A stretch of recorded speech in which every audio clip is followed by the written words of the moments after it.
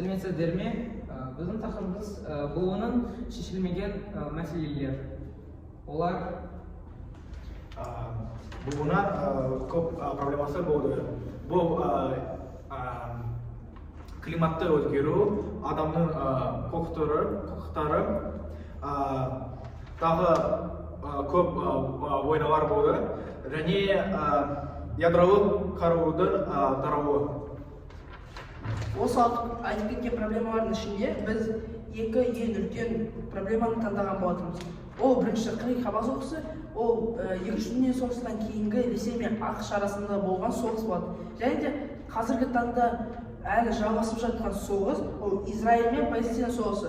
Ол да Екінші дүние соғыстан кейінгі буынның әлсіздігінен, оның көз жұмғандығынан және де тәуелсіздікті тек қана Израильге бергендіктен басталған болатын. Сол кезде Израиль өзінің басымдығын қарай отырып, Палестинаны басып, оны өз жеріне құртқысы келген болатын. Ал Қырым Қабақ соғысы Екінші дүние соғысынан кейінгі басталған және де сол уақытта болған ең үлкен соғыстардан бірі болады.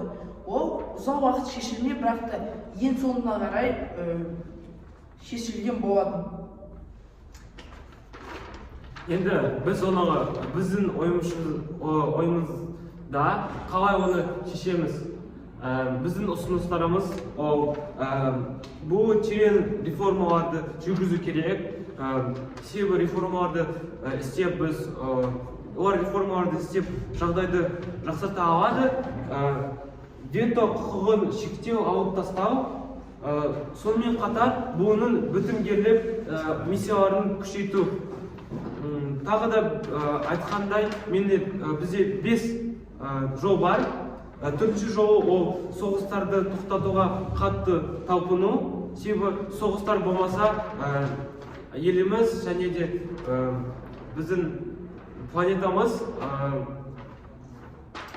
бейбітшіл болады. Және де дискриминацияға мен басқа ішкі проблемаларды көз жұмбау. Себебі біз қазіргі таңда бұл Біріккен ұлттар ұйымының олардың басқа проблемаларына көз жұмғанын көре аламыз. Және де ол біздің намысымызға және де проблемаларға тап болуға кедергі жасайды. Қорыта келе, біз буынның қате шешімдерін талқылап, оның проблемаларын алып, және де шешім ұсынған болатынбыз. Қарағаныңызға рахмет.